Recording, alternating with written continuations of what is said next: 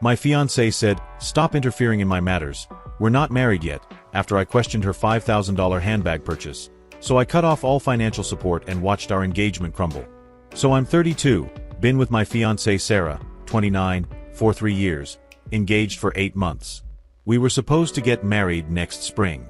Notice I said, were. Yeah, that's not happening anymore, and here's why. Sarah has always been what you'd call a spender. Not in a malicious way, just someone who sees something pretty and buys it without thinking twice.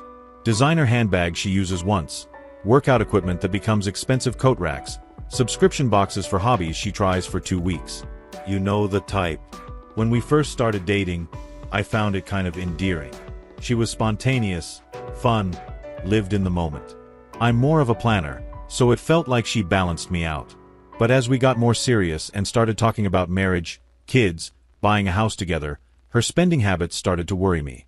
I make decent money as a software engineer, and she works in marketing, but there's definitely an income gap.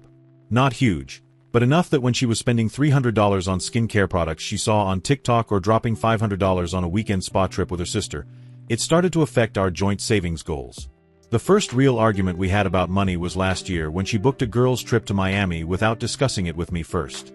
$2,000 for 4 days.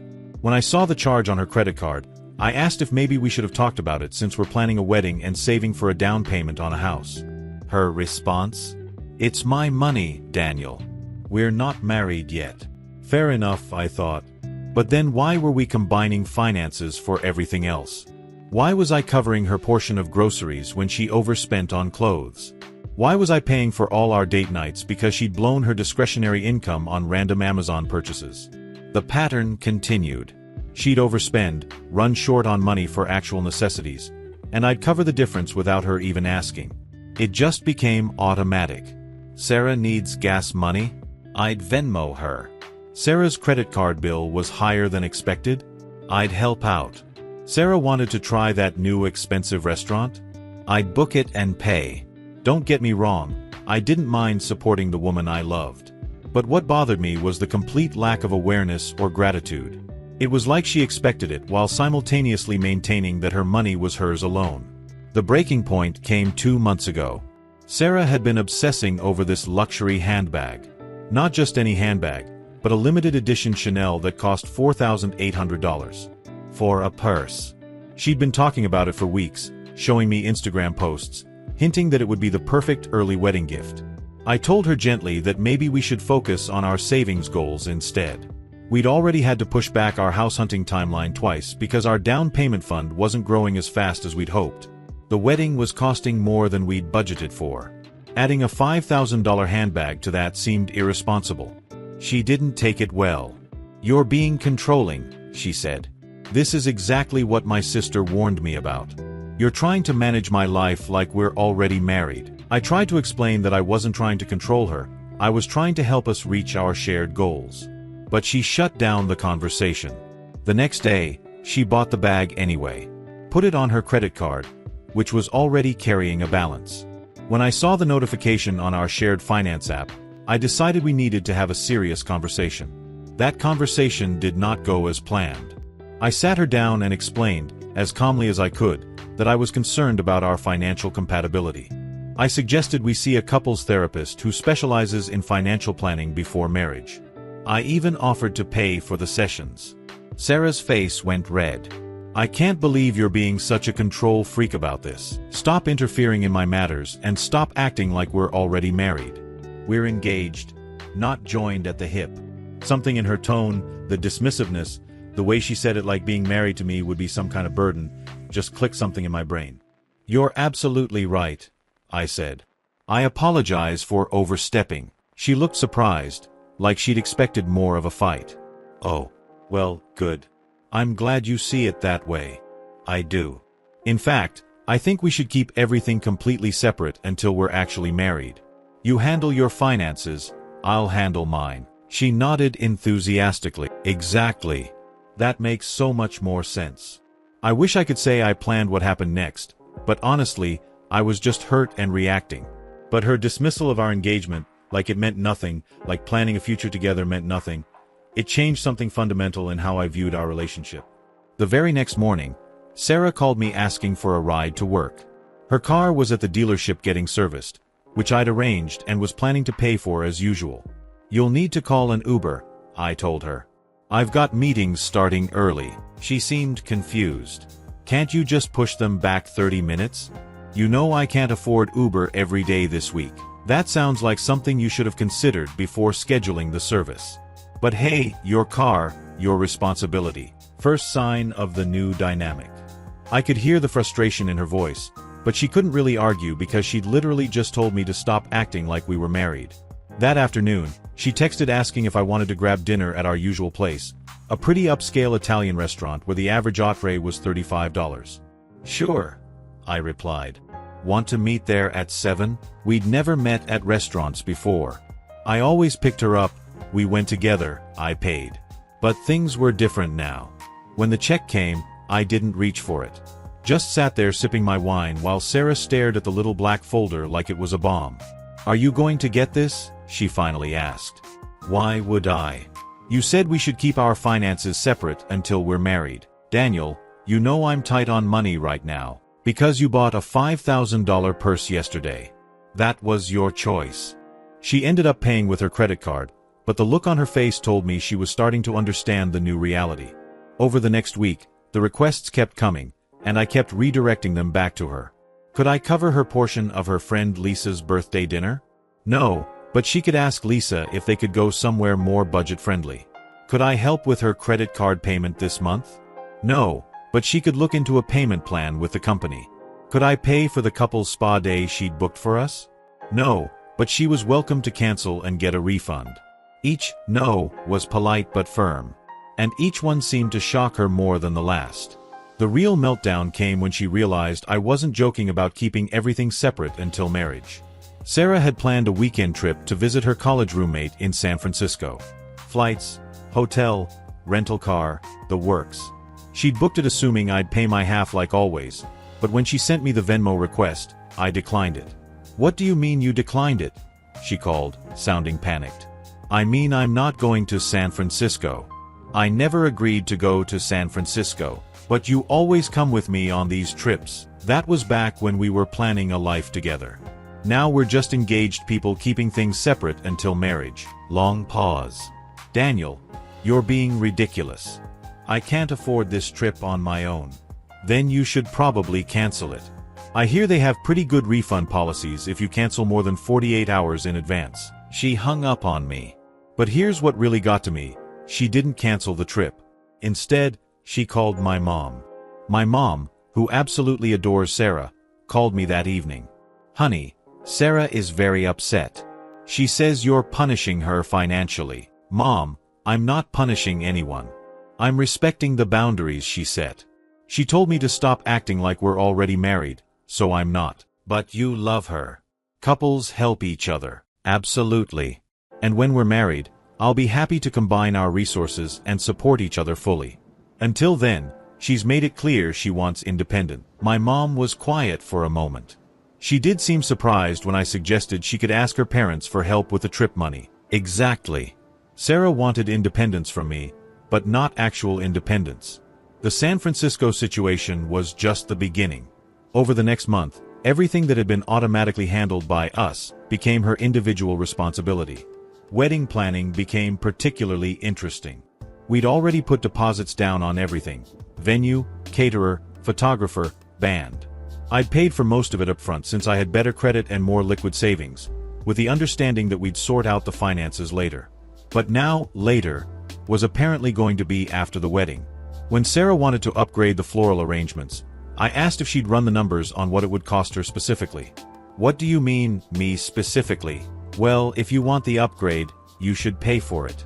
My half of the original budget is already allocated." She stared at me like I was speaking a foreign language. "Daniel, we're planning this wedding together." "Are we?" Because last I checked, engaged people keep things separate until marriage. The florist meeting was awkward. Sarah kept looking at me to make decisions, but I deferred everything to her. "It's your call," became my standard response. The florist eventually asked if I was even planning to attend this wedding, which honestly, I was starting to wonder myself. But the real revelation came during a conversation with her sister, Jessica, who'd never liked me much. I was at Sarah's apartment helping her set up a new TV stand, something I probably shouldn't have been doing given our new arrangement, but old habits die hard. Jessica was there too, and they were talking about wedding stuff while I worked. "I still can't believe Daniel's being such a cheapskate about everything," Jessica said, not bothering to lower her voice even though I was 10 feet away. "Right? It's like he's totally changed. Before, he was so generous and supportive. Men always show their true colors before the wedding," Jessica continued. "Better you find out now that he's going to be stingy with money." I stopped what I was doing and looked up. "I'm sorry, stingy?" Both women looked at me like they'd forgotten I could hear them. "You have been acting pretty cheap lately," Sarah said, doubling down. I set down my screwdriver and really looked at my fiancée. This woman, who had never paid for a full dinner in 3 years of dating. Who I'd bought a car for when hers broke down. Who I'd covered rent for when she was between jobs for 4 months. Who I'd spent probably $30,000 on over the course of our relationship, not counting the engagement ring. "Sarah, in the past month, what have you paid for in our relationship?" "What do you mean?" "I mean, what expenses related to our relationship have you covered since you told me to stop acting like we're married?" She was quiet. "Because I can tell you what I've paid for.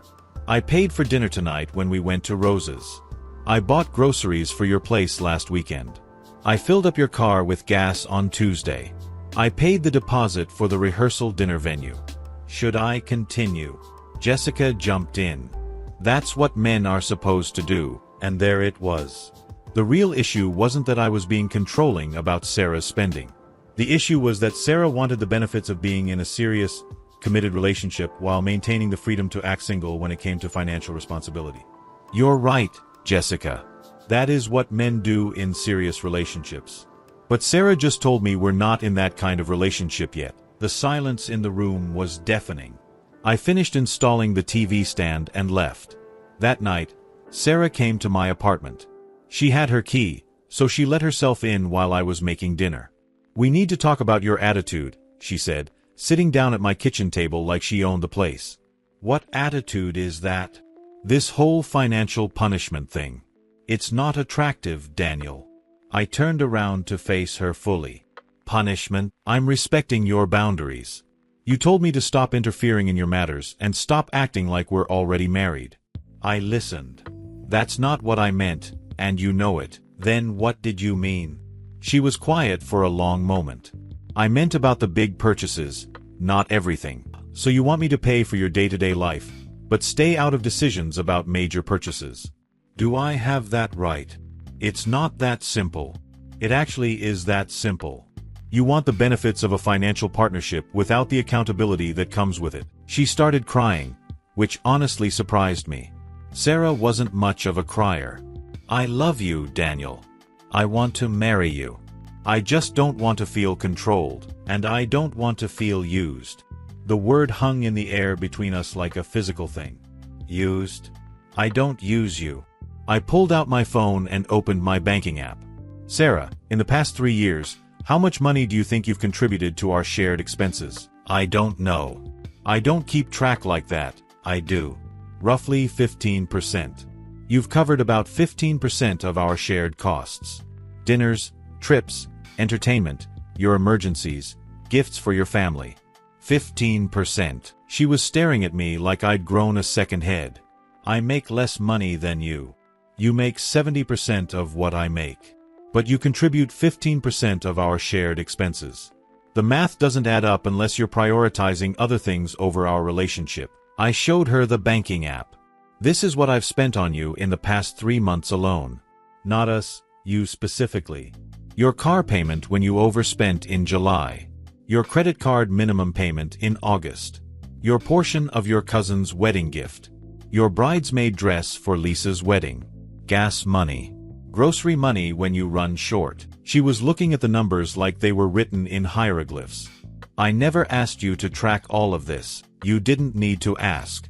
I did it because I thought we were building something together. But you've made it clear that we're not there yet." The tears were flowing freely now. "Daniel, please. I don't want to lose you over money." "This isn't about money, Sarah. This is about respect and partnership. You want me to fund your lifestyle while having no say in financial decisions that affect our future together. She reached across the table and took my hand. What if I paid you back? For everything.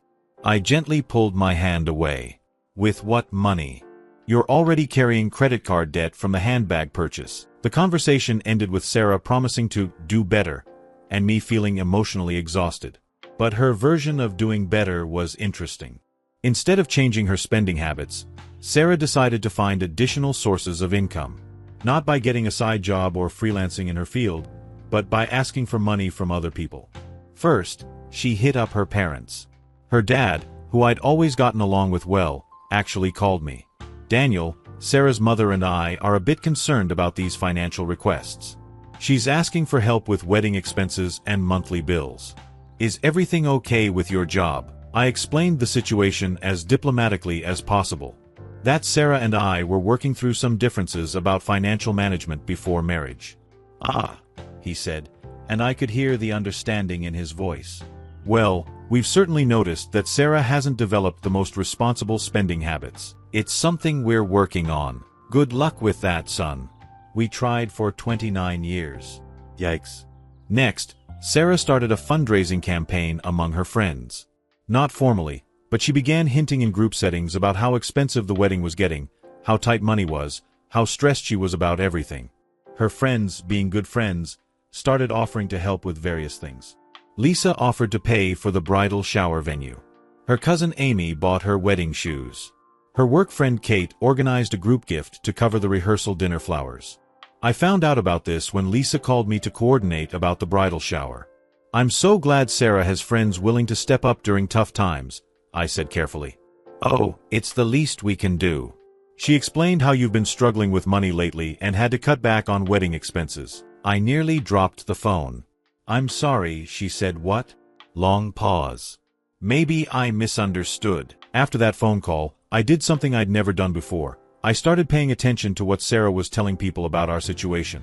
It was enlightening. According to Sarah's version of events, I had become financially unstable and was no longer able to contribute to the wedding or our relationship expenses. She was bravely holding everything together while supporting her struggling fiancé. The story was so far from reality that I almost had to admire the creativity. But it was also manipulative in a way that made me see Sarah completely differently. This wasn't about spending habits or financial incompatibility.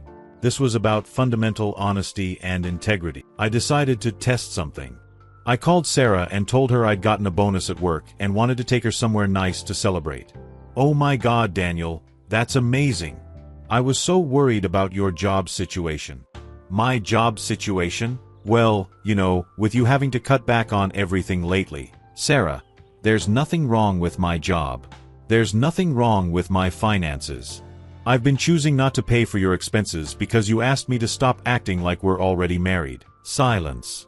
But I told Lisa. You told Lisa that I was struggling financially.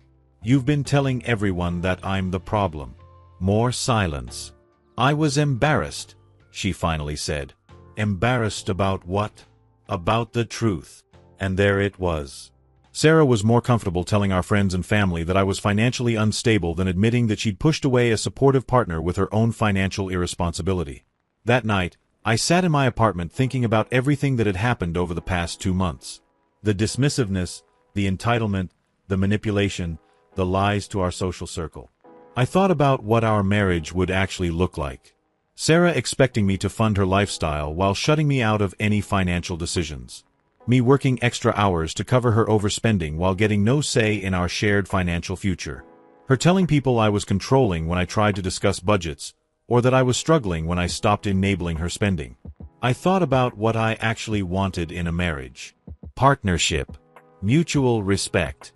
Shared goals and shared sacrifice. Someone who would celebrate my successes instead of hiding them to avoid embarrassment about her own choices. Sarah was not that person.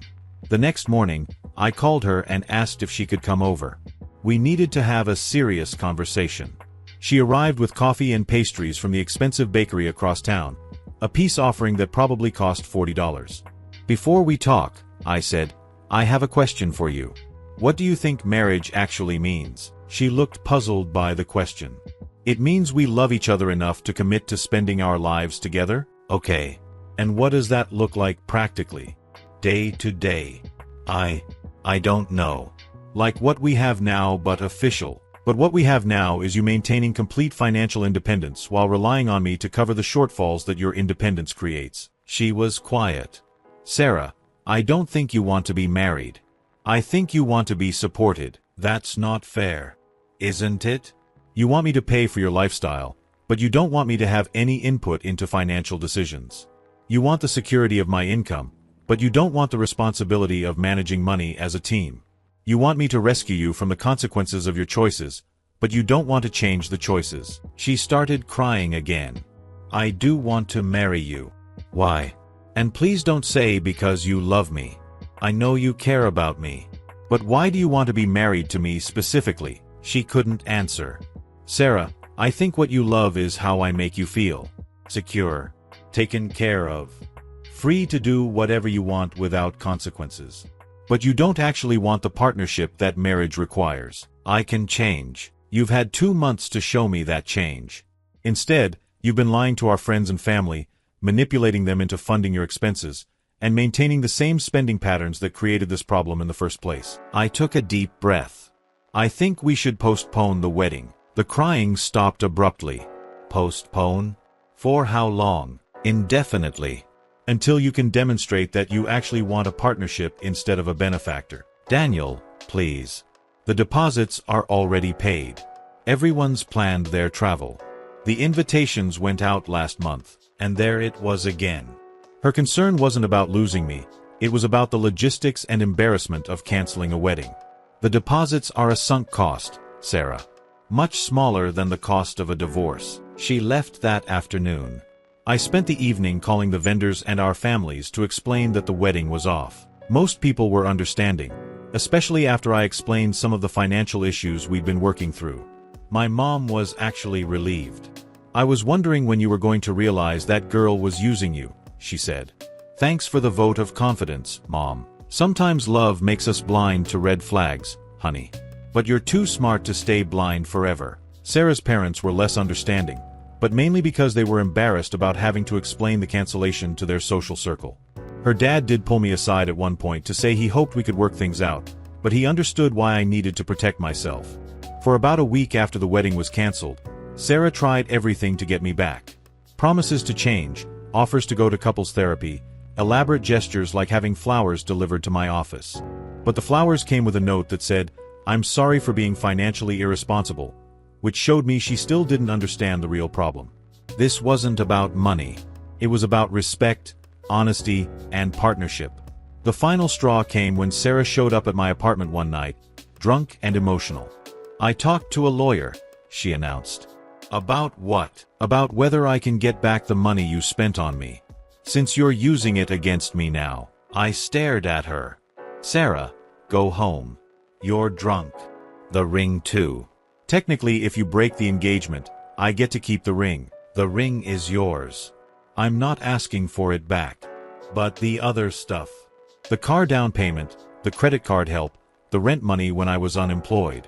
I think that might be legally considered gifts." This woman, who I'd supported financially for 3 years, was now consulting lawyers about how to keep the money I'd given her while simultaneously getting me back. "You know what, Sarah? Keep all of it. Consider it payment for showing me who you really are before we got married." She started crying, but it felt manipulative now instead of genuine. "I love you, Daniel." "No, you love what I do for you. There's a difference." She left, and I haven't seen her since. That was 6 weeks ago. I've heard through mutual friends that Sarah moved back in with her parents and is working on paying off her credit card debt. She's also apparently been telling people that I financially abandoned her, which honestly just makes me grateful that I found out about her character before we got married. A few people have asked if I regret my decision, especially since Sarah has apparently been making some real changes to her spending habits. But here's the thing. Change that only comes after consequences isn't real change. It's just damage control. Sarah had 3 years to develop financial responsibility. She had multiple conversations with me about our shared goals. She had months of me gently trying to address the spending issues. The only time she showed any interest in changing was when her actions finally had consequences for her, not just for me. That's not the foundation for a healthy marriage. I'm not angry at Sarah anymore. I actually feel sorry for her. She's nearly 30 years old and has never had to truly support herself or manage consequences. Her parents enabled her, I enabled her, and now she's having to learn independence the hard way. But I'm also grateful. Getting out of that relationship probably saved me years of frustration and financial stress. And it definitely saved me from a divorce that would have been much more expensive than some wedding deposits. I've been doing well on my own. I've actually started dating someone new, a woman named Maya who works in finance and has her own investment portfolio. On our third date, she insisted on paying because I'd covered the first 2 dinners. When her car needed repairs last month, she handled it herself and then told me about it afterward, not because she needed help but because she wanted to share what was going on in her life. It's refreshing to be with someone who sees our relationship as a partnership instead of a sponsorship opportunity. For anyone reading this who might be in a similar situation, pay attention to the red flags around money before you get married. It's not about how much someone makes or spends, it's about honesty, responsibility, and mutual respect. If someone wants you to fund their lifestyle while excluding you from financial decisions, that's not love. That's convenience. And if someone's first instinct when facing consequences is to manipulate others or lie about the situation instead of addressing their own behavior, run. You deserve better than being someone's financial safety net while they treat your relationship like an afterthought. Trust me on this one. Edit. Since people keep asking, yes, Sarah did eventually return the engagement ring. Her lawyer apparently told her that keeping it could be considered theft since I broke the engagement due to her breach of good faith in the relationship. Who knew that lying to mutual friends about your partner's financial situation could have legal implications? Edit 2. For those wondering about the wedding vendors, most were actually pretty understanding about the cancellation. We lost some deposits, but several offered to apply the payments toward future events if I ever need their services again. The photographer even said she'd give me a discount on a future wedding because she appreciated that I was honest about the reason for the cancellation instead of making up some story.